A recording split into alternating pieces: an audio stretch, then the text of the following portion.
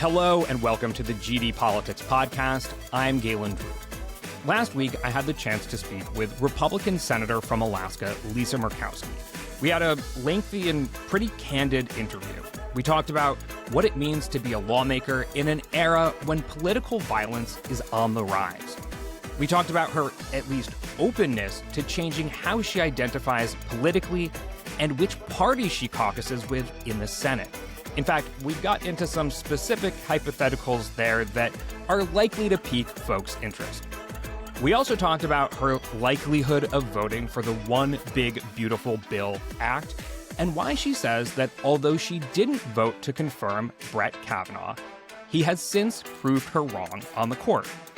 But I started with a blunt question. Should the U.S. bomb Iran? That question is now outdated, but the answer that she gave me, which you'll hear in just a second, is telling of the ways that President Trump's decision may be causing consternation within his own party. Senator Lisa Murkowski has represented Alaska in the U.S. Senate since 2002. Her new book is called Far From Home. An Alaskan senator faces the extreme climate of Washington, D.C. This is our conversation. I like a person that drinks out of a mason jar. A bit. I mean, this is like big. Yeah. This is a tomato sauce sized mason jar. It's like, that's a good one. I don't know if you can tell the scope. I'm drinking out of my Alaskan Brewing Company liter jar. I mean, especially on a day like today, I don't know. Mm-hmm. I think you're in Washington at the moment. It's like the hottest day of the year so far. You got to hydrate. It is super miserable. Awful. And in the meantime, my husband got on an airplane this morning to go to Alaska, where it's solstice weekend and about 70 degrees and perfect blue sky. See, life is not fair. It is not fair. Injustice everywhere. Everywhere. Yeah, and it begins at home. Yes, exactly. Okay, so I want to dive right in. I have so many questions for you. All right, I'm ready. I read your book cover to cover. I have it right here. I've also listened to plenty of interviews that you've done in Alaska, and I even follow you on Instagram. So I promise that I will get into the deeper questions that your book brings up. But I have to ask you the most pressing question out of the gate, which is, should the U.S. bomb Iran? Surprise. Surprise. Yeah. I don't. No. I mean, okay. Your question is, should we bomb it? Could we do targeted strikes that don't bring us into a full-throated war? That's a subject of discussion. But I am really concerned about just the escalation that we're seeing. I mean, literally hour by hour, although I did see something now just about an hour ago where the president is saying he's going to give 2 weeks. But, he may change his mind on that too.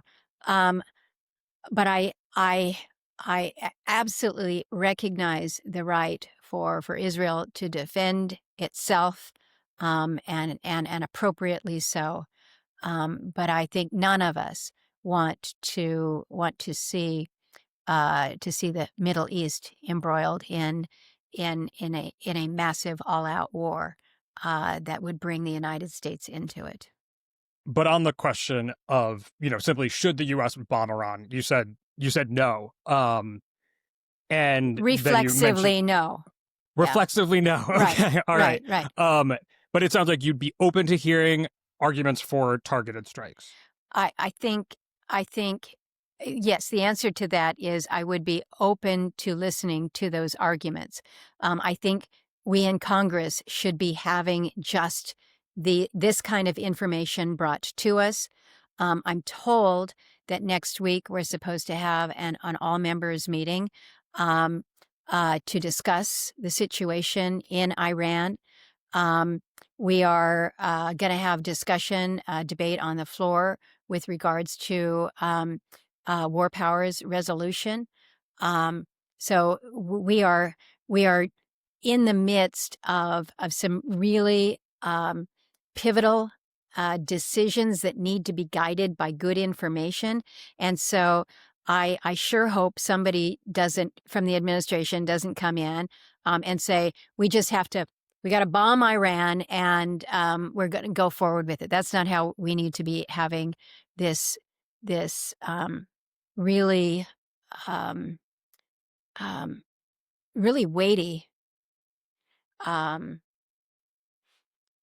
debate. And I was going to call it a conversation. I don't like the word conversation because how do you have a conversation about the potential for war? But I want to make sure that this is not a one-sided thing, right? That this is not just the administration. It's not just President Trump in the middle of the night that says, all right, I'm going, I'm all in, and everybody line up behind me.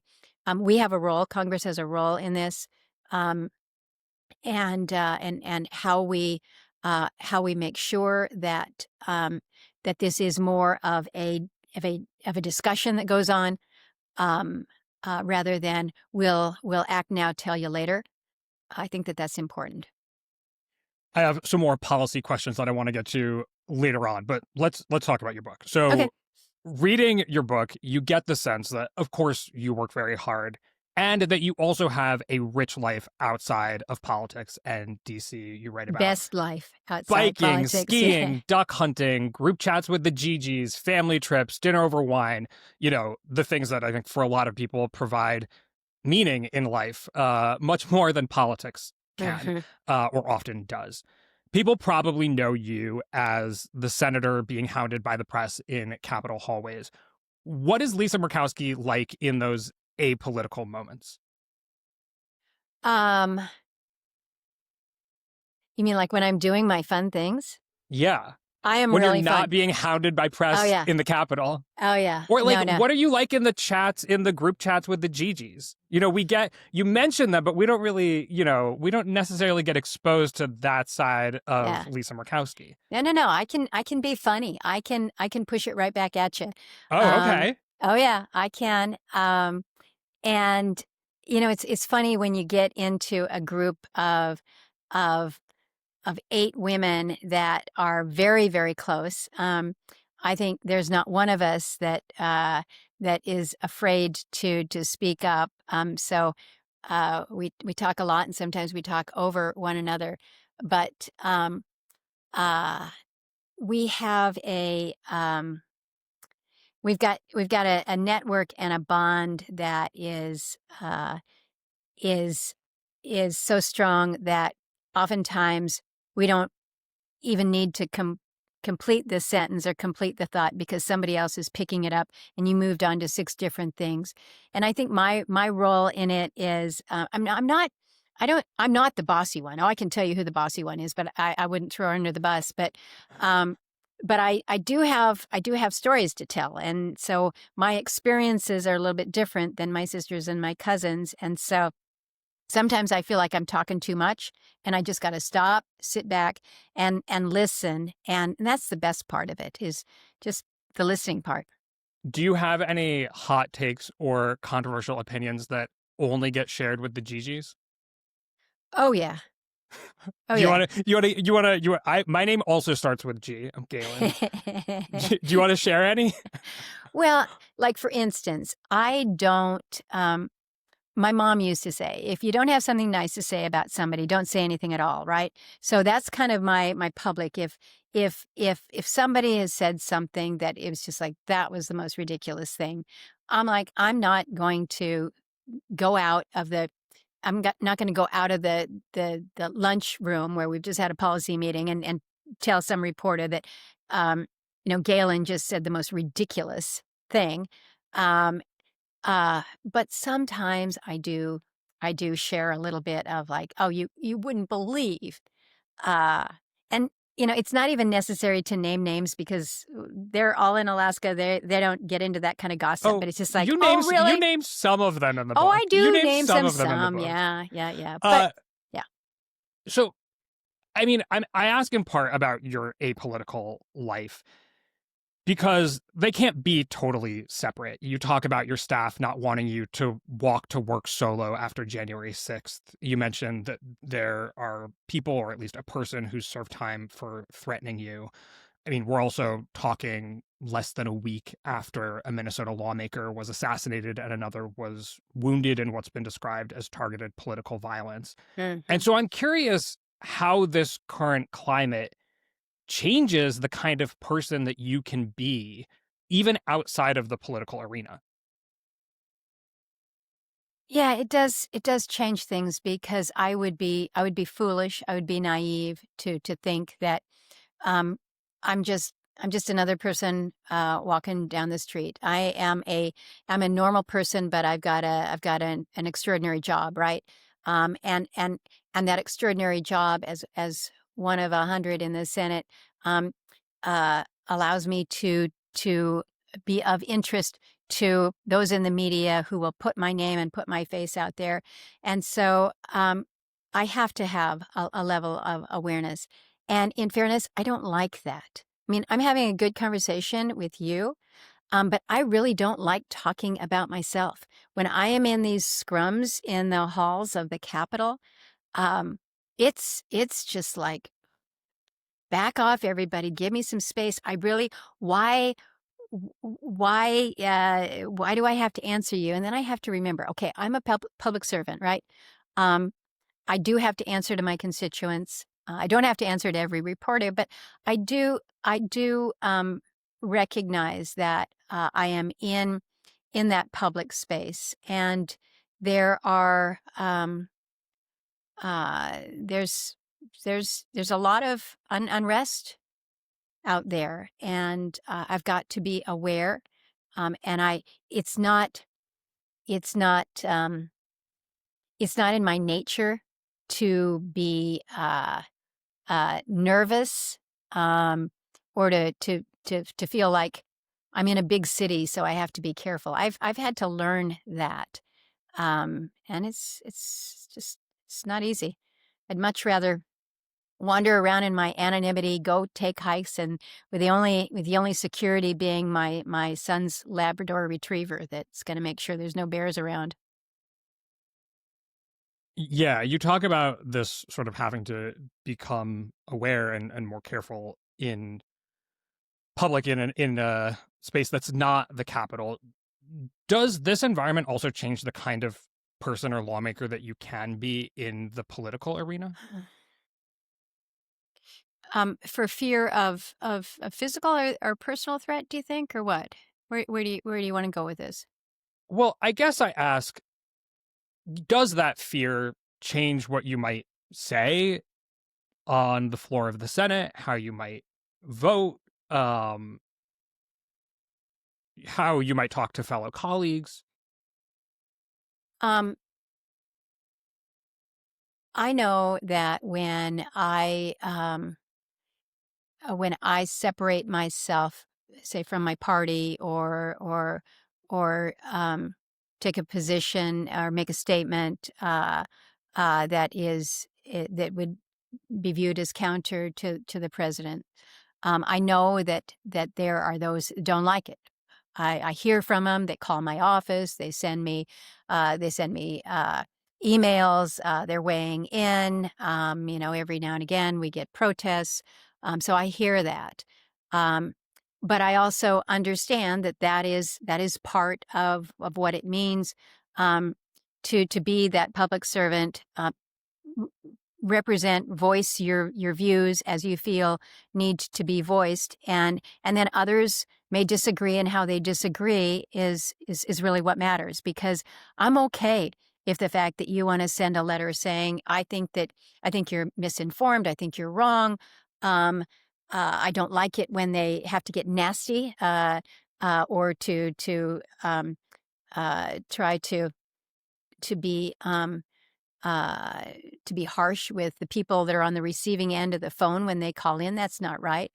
But it is certainly their right and their ability to weigh in. It's when it goes beyond that in a threatening way, that I think causes us to kind of step back and reconsider. I shared one of those examples in my book during the Kavanaugh debate. Um, uh, we received I received a threat that basically said, I'm going to make some foul accusation against one of your sons and see how you like it. And uh, did I have that factored into the back of my head as I was debating all of that? I couldn't separate myself from it. I wish that I could tell you, oh, uh, that didn't weigh in, but it did, and that was hard. And so you can see why you would have voices that are saying, you know what, it's just not. It's not worth it to speak up. But then if you don't speak up, there's consequences to that too, right? Well, I guess for you personally, I mean, we know how you ended up voting in the Kavanaugh confirmation hearings. You voted not to confirm him. But for you personally, have there been moments where you've bit your tongue or maybe even changed a vote or something because of the climate we're in? Uh, I don't think I don't think that I've changed a vote. Has it factored into my process prior to going into a vote? I think that again, you weigh a lot of things, and I think that is also one of the things that I tried to outline in the book was people think it's just easy, yes or no. Are you going to support him or not support him? And it would be really easy if all I did was decided to adopt the party position. Then I wouldn't have to deliberate any of this. I wouldn't have to think one way or another. But I don't do that. That's not how I operate. That's not how I represent. And so, yeah, there's a lot that goes into it. And, sometimes it's like you take it back to the conversation earlier about things that I might say within my GG chat group. It's just kind of spontaneous. And you look at it and it's like, well, I would never say that out loud in public because it's unnecessary snark. It's not contributing in a positive way. And it's stupid. It's risky. Why would you do that? Yeah. I have a couple more questions about the political environment, but you write a lot about your decision about Brett Kavanaugh and about the impartiality of the Supreme Court and how it's really important to you. And in fact, you say that your vote on Kavanaugh, I mean, of course, you considered the accusations, but that a lot of it had to do with how he conducted himself in the hearing, that he spoke in a partisan fashion that you thought was unbecoming of the court. Has Kavanaugh been impartial during his time on the court as far as you're concerned? I think he has tried. And believe me, I watch him. I watch all of the justices, but Wait, I believe he has tried is not yes.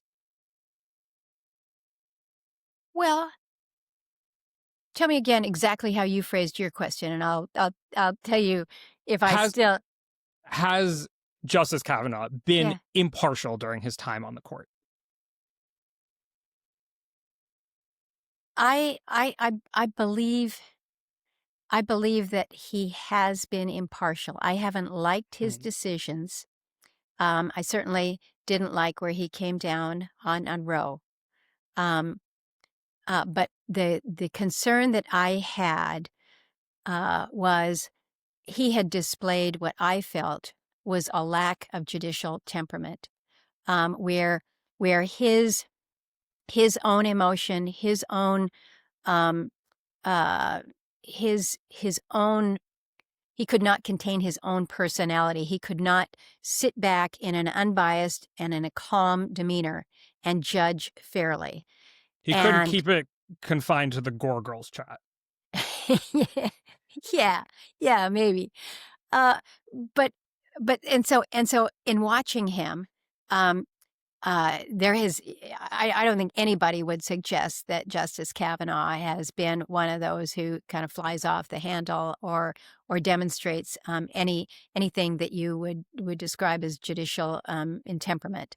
And so I do think that in that way, in that way, he has um, uh, he has proved me wrong, and and I had hoped. I actually sent him um, a note after the hearing, or excuse me, after the confirmation, and I said, I truly hope that you prove me wrong. Have you talked about that before? To him? No, I wasn't in your book. At least No, I didn't read it no, in your book. it wasn't in the book. I think I think I actually kept a copy of it. And now that I'm talking with you about it, I'm gonna have to see if I can find it, because it would be kind of an interesting part of just my own political background. But yeah, um, you know, here, look at it this way. It's not just Justice Kavanaugh who I voted against. It's it's Pete Hegseth, Secretary of Defense. My gosh, do I want him to prove me wrong? I voted against him for different reasons. Um, but do I need him? Do we need to have a good Secretary of Defense? Yes. And so I am happy to be proven wrong if people demonstrate that that they really have that leadership ability. You're talking about ways in which you've bucked your party on high profile votes. And I'm curious, the majority of Alaskans, about 60%, aren't associated with either political party. You get Hmm. much of your support from those unaligned voters. Is there a world in which you would ever become unaligned yourself? I've been asked this so many times Oh, of because, quite course. honestly, Got right? to got to get the basic questions in there too. Yeah, yeah, And then yeah. and then I got some spicy follow-ups. But this is a good one because I think it helps answer a lot of questions that people have, because many people think that I'm no longer a Republican because after the write-in, I ran as an independent, right? No, I didn't. I ran as Lisa. I wasn't the Republican nominee. Joe Miller was the nominee. He won that primary, so he was the nominee. Um, I was still Lisa Murkowski. I hadn't changed my party. Everybody thinks I changed my party in order to run in the write-in. I was whatever you wanted to be. Galen, if you wanted to write in Lisa Murkowski, you could say she's a good Republican, or you could have said she's a great Democrat, or she's an amazing libertarian, or a Green Party. I was whatever anybody wanted who wanted me to continue serving. And that was kind of a cool thing. So that was my party liberation, if you will, at back in 2010.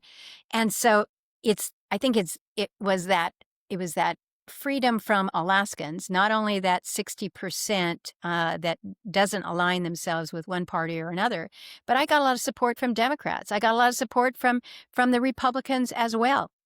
And so it was just kind of this big mishmash of constituency.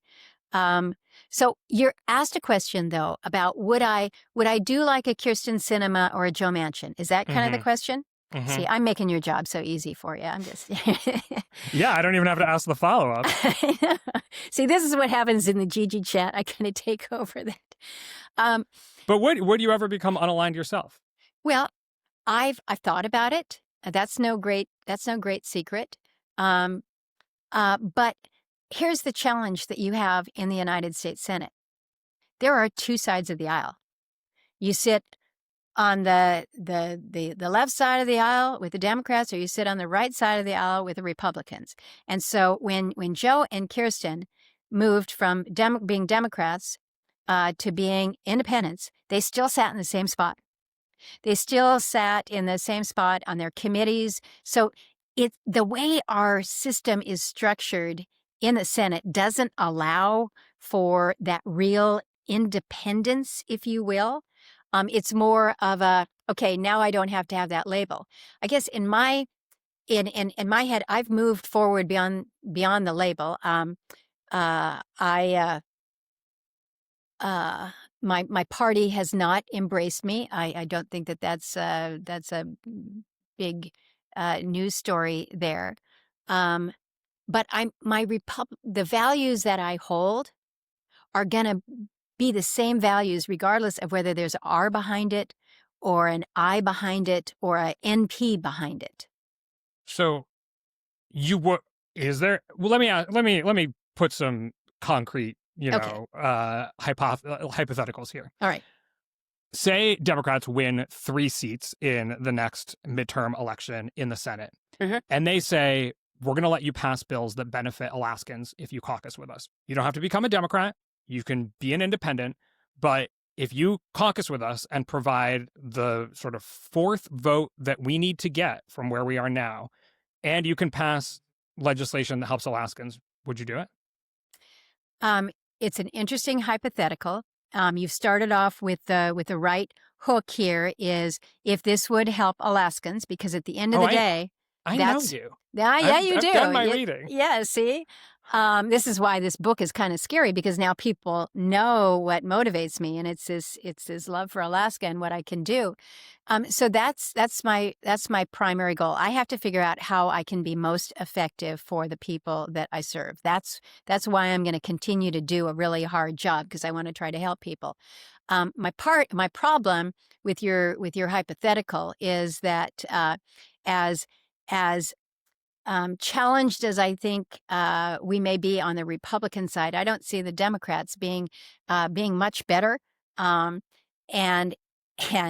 they've got not only their share of problems, but quite honestly, they've got some policies that I just inherently disagree with.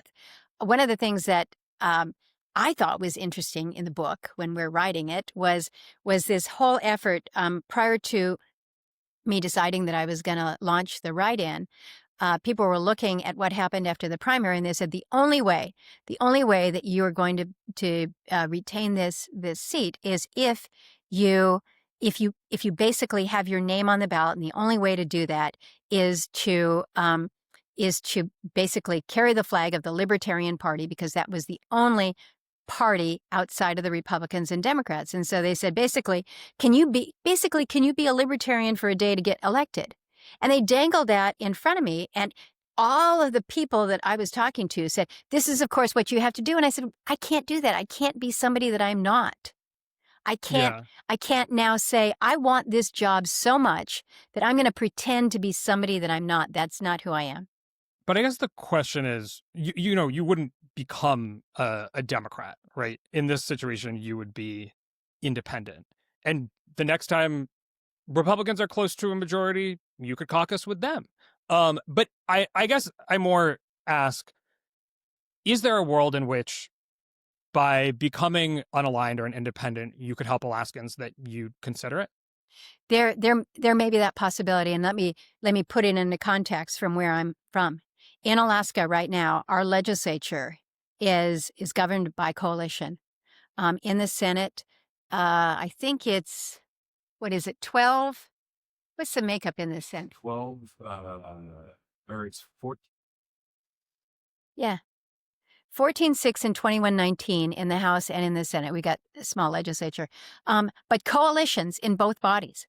And this is one of the things that I think is good and healthy for us, and I think actually is one of the reasons why people are not surprised that I don't neatly toe the line with just party initiatives, because we've kind of embraced a governing style that says, if you've got good ideas and you can work with her over there, it doesn't make any difference if you're a Republican or Democrat. We can govern together for the good of the state. And so it is a coalition government. It's not a Republican majority or a Democrat majority. It is a coalition government. So if Democrats could we do won that? 3 seats in the next election and offered you ways to pass bills that benefit Alaskans, if you caucused with them, you'd consider it? If we're talking about some kind of a coalition, that's something that, again, is not foreign to Alaskans. Is it foreign to our operations in the Senate? Yeah. It's not foreign in other governing bodies. You look at the makeup in so many other countries. So I'm evading your answer, of course, But because it is I so supremely hypothetical, but you can tell that the construct that we're working with right now, I don't think is the best construct. Mm-hmm. But it sounds like you're saying yes. Is it something that is worthy of exploration? See, you're looking to make news today. Murkowski's going I to know, head a come on. coalition I'm the little government. guy. I'm the little guy here. Help me. Don't give it to Yeah. CBS. Don't give it to ABC. Give it to me. Well, and this is one of the things where when we talk about like election reform and ways that we can actually break down some of these really partisan divides that come up, I think it's some of the things that we're seeing in a place like Alaska, where we're talking about coalitions that come together, where you have ranked choice voting that encourages people. You have a greater likelihood of being elected if you are not viewed as just the holy partisan, but you're liked by you're supported by a group over here. Plus, there's a lot of folks that really like you as your number two, and so this idea of kind of melding melding different political thoughts. I don't know if that's the way I want to phrase it. If I saw that in writing, I probably would disagree. Um, but it is a different way of looking at how we are addressing our problems rather than just saying it's red and it's blue. I do want to ask specifically about Alaska's system. I'm, pretty nerdy. I've done whole docuseries about gerrymandering and different types of voting and the like. But and I'm going to move on to that. But was that a yes? That yes, there's some openness to it. There is some openness to exploring something different than the status quo. How's that? Okay. All right. I'll take it. Today's podcast is brought to you by you, the listener.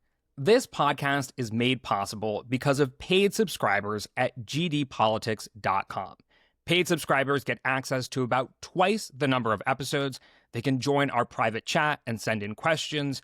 They can also get access to the videos, and most importantly, they ensure that we continue to be guided by our principles of trying to understand the world and politics with curiosity, rigor, and a sense of humor. When you become a paid subscriber, you can also connect your account wherever you listen to podcasts and never miss an episode.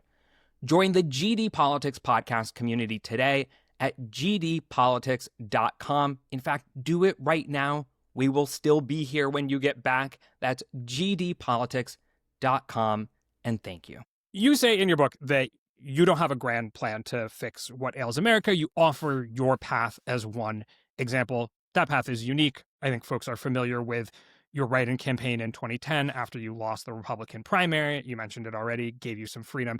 Alaska is also now unique in its electoral structure. So the way that it works is you have a nonpartisan primary, everyone runs together.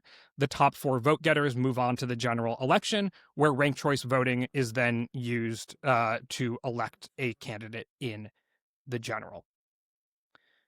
Has that changed the kind of law? The argument that you hear from folks who put forward these kinds of reforms is lawmakers can feel free to be more cooperative, collaborative, maybe more moderate, but that's a kind of a difficult word to exactly put meaning to because it means different things to different people. But has this system changed the kind of lawmaker you can be? I tell you, one thing that really has made a difference is opening up our primaries, because in addition to the ranked choice you mentioned, we just have an open primary. And so one of the things that we have seen play out in the legislature is you would have this I guess fear or threat that, oh, if I say something, do something, vote a certain way, I'm gonna attract a more conservative primary opponent, or perhaps a more liberal primary opponent if you're a Democrat, and so by opening up the primaries, it's you're just in a different space there. So I think we're seeing a difference there. I think lawmakers are not afraid to be as collaborative, working with the other side, that's being viewed as a positive instead of a negative. I think that helps. And I think when it comes to campaigning and how you present yourself, one of the things that I really appreciate is since 2010, I've learned that in my approach to campaign, it's I am not going to change who I am, who I'm directing my attention to. One group of voters for the primary, and then in the general, I've got to open it up to a much broader audience. It's the same campaign throughout because I'm trying to reach the same people from day one, and so I think that allows for greater authenticity as a candidate.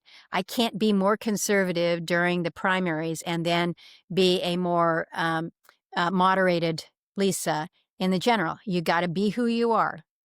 So you're saying that it hasn't necessarily changed the kind of lawmaker that you can be because you already had that experience in 2010, but that you think it could for other people? I think it could for other people. And again, I think I've seen this play out in our state legislature.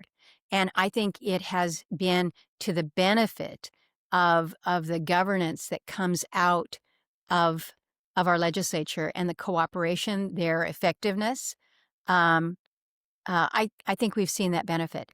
And it's interesting. People are like, oh, well, this is really a plot by the Democrats because they want to keep you in office. Yeah, they want to get rid of they want to keep me in office, or they want to get rid of all the conservatives. And the thing that was so fascinating with the whole 2022 election was you returned me a moderate Republican. Democrat Mary Peltola came in to fill what had been a Republican seat for 44 years. And then very conservative governor, Republican, Mike Dunleavy, is returned for a second term. So it confuses people because it's like, wait a minute, I thought that this was a big Democrat plot. And it was like, well, if it was a big Democrat plot, how'd you get conservative Mike Dunleavy back in there? And so it just speaks to, look, the people are going to select who the people want to select.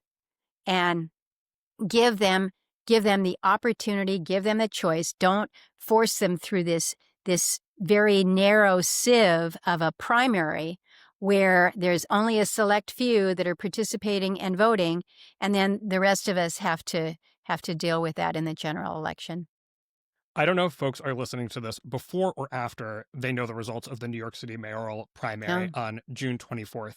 But there's ranked choice voting in that primary, but it's not open. It's not nonpartisan. Yeah. So Yeah. Me, as somebody who's not registered with either party, I cannot vote in that election. See, that's disqualifying, isn't it? Don't you think so?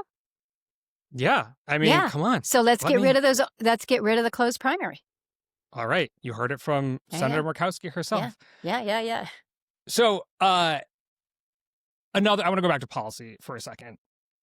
As an Alaskan senator, you understand the strategic and resource importance of the Arctic as well as anyone, maybe better than anyone else. Is the president right that America would be better served if Greenland were part of the United States? No, I do not believe that in order to have a strong and beneficial relationship with Greenland, that it has to be part of the United States, that we need to occupy it, that we need to own it. No. Greenland has been a strong partner with us from a defense perspective for decades. We have an amazing Air Force base there at used to be called Thule, now it's Pitifik. But it is a cooperative relationship that we have had for decades. The Greenlanders have welcomed us as participants, and I think they have said quite clearly they would welcome greater participation, not only from a defense and security perspective, but also from a commercial perspective. And so whether it is because of geostrategic reasons we need Greenland, or because we want to access more minerals from Greenland, I'm saying, all right, that's the east coast of North America, but look at what we have on the west coast of North America. We have 49 of the 50 critical minerals that this country is seeking in a state like Alaska. We have the ability through our national security and defense posture up there to really not only take care of the Russians and the Chinese when they're poking around in our area, but we have proven our strategic advantage in so many different ways. So if you want to have a place in the Arctic, know that you already have one. It's the 49th state. I think they got us for a steal of a deal. But I think if we want to make sure that from a national security perspective that we've got greater coverage on the east side of North America, it is to enhance our cooperative relationship with the people there. I think that was maybe an easier one for you, but very very policy heavy, and now I got a harder one. Okay, I love talking about the Arctic all the time. Well, I know that's you can tell that I've framed every question around Alaska. Do you think you're gonna vote for the One Big Beautiful Bill Act, ABBA, as I've taken to calling it? ABBA, yeah. Do you have a favorite ABBA song? Oh. No, don't let me go looping through ABBA. Okay. That will drive me crazy. Oh my gosh. Dancing Queen, I'm just saying. No, I was just thinking stupid Dancing Queen. Now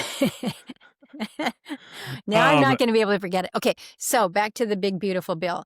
I have been not hesitant to share the concerns that I have about the impact that the Medicaid reforms, provisions, cuts, whatever you want to call them.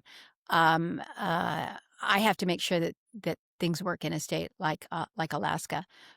Does that mean a sort of like carve out for Alaska, or changing the whole bill to reflect different priorities when it comes to Medicaid? It is recognizing that you can't. Oftentimes, you just can't take kind of a broad brush approach and say all things apply evenly. And I'll use a very specific example: work requirements for SNAP or Medicaid. Okay, not unreasonable to expect that able-bodied adults would have to meet work requirements. Okay, you can talk to me all you want about that, and I think it's good policy. Now, I have a problem though, because in many of the communities in my state, 80%. Remember, 80% of the communities in Alaska are not. They're not part of a road system here, so you're isolated. You may not have more jobs in the village of Tuntatuliak than working for the school, working for the health clinic. Some, two people are at the village store. You may have the water operator, but in terms of jobs that you and I would describe as jobs,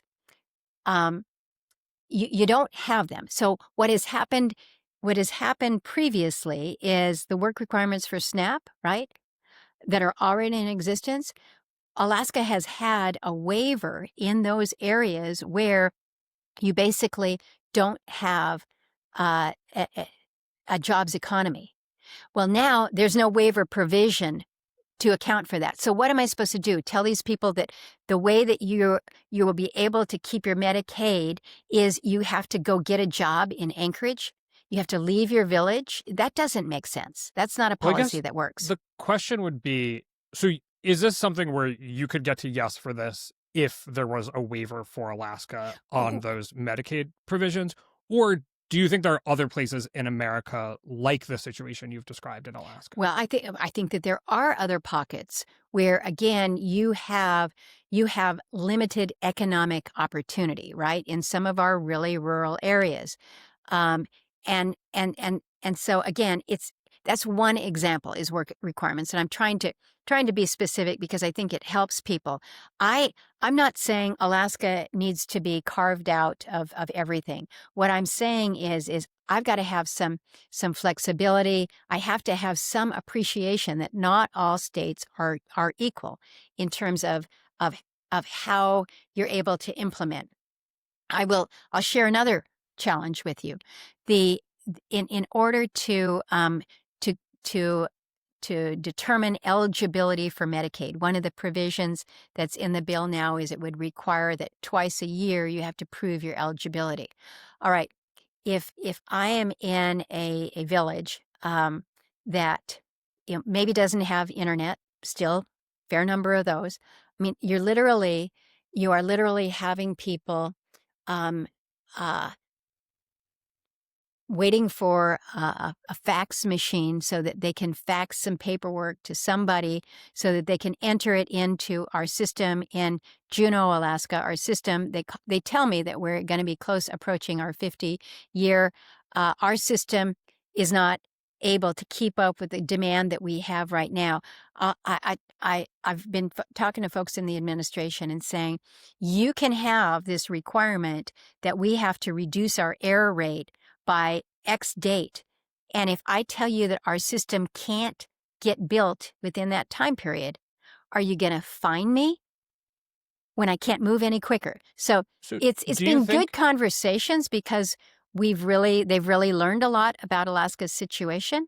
I think we're making some headway in understanding. Do you think closer to yes or no? Well, keep in mind, you and I are just talking about Medicaid.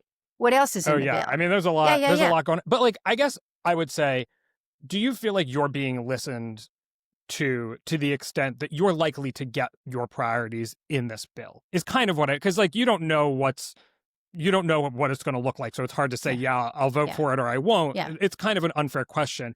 I guess the question is more, is your caucus, is leadership, is this administration sort of taking your concerns as a moderate Alaskan serious enough that you think they're going to be in this bill? I absolutely believe that they are taking my concerns and really the concerns of my colleague, because Senator Sullivan and I are working this together. We're trying to just reinforce again that you've got some challenges. It's not that we're saying your policy is bad. We're saying there are limitations on our ability to perform one way or another. So talk to us about how we might be able to work this. If they had just shut us down and said, you're on your own, you have a 60% error rate with SNAP, gone. You guys can't figure it out. They're not doing that. And they can't afford to do that because they need your vote. They need our votes. I mean, it's pretty much as simple as that. Now, having said that, do I think that that there's going to be a bill built that I think everything in it is just grand? No way.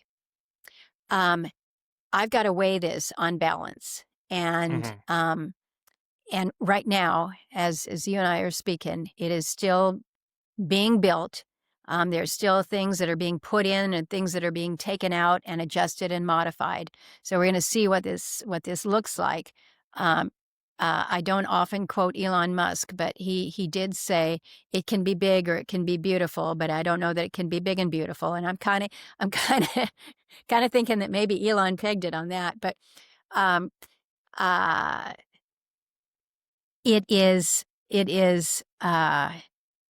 it's a hard thing to put a package like this together. And we have limitations within our own rules that there's some things that, quite honestly, we've been advocating for that I'm not certain are going to survive through the Byrd rule process because they may be viewed more as policy and less as revenue and spending side. So that's the next step. So there's a lot more to go before we're done. I know we're running out of time, so I want to make sure I get to one of my favorite questions. I spend a lot of time in the public opinion space. We talk a lot about public opinion on this podcast. And I know, from your book that you're very focused on thinking about and representing Alaska's interests in Washington. So my question is, which way does leadership run? Do leaders look at what the public wants and try to get it done on their behalf? Or do leaders form their own views about what is right and bring the public along with them? I think it has to be a meld of both. Because I can't come in as a leader, as a policymaker, and just in isolation say, I'm Lisa Murkowski and I've got all the answers here. And my job is to make sure that you all realize how brilliant this is. That doesn't work. I have to really try to understand where my constituents are coming from, what really matters to them. Take kind of that core, and then figure out, all right, well, how can we build this into something that could be implemented into policy that's going to make that difference for you on the ground here. So I spend a lot of time just kind of listening to what people are talking about. My son has a business that puts him at a farmer's market every Saturday. And when I'm in town, one of the things that I like to do is go help out at the market, because I'm in a space that is very apolitical, right? It's a farmer's market, and people. It's not like you're going to a rally to go talk to a politician or to go to an event and you're thinking, okay, if I have a chance to talk to Lisa, I'm going to unload on her. This is just super organic. This is, oh, hey, it's Lisa. Thank you for this, or I wish you'd done that, or hey, here's a really great idea. And it's just kind of this organic town square that I find really refreshing. Now that, of course, everybody knows about it, I'm, I don't know. Now you're all showing up. It's like a constituent office at the farmer's market. My son doesn't like it when my line is longer than his. So. No. Well, I mean, is there ever a moment where you've said, polling, public opinion, be damned? Yes. Like, I think this is right, and I'm going to go forward with it. Yes. The 2010 election.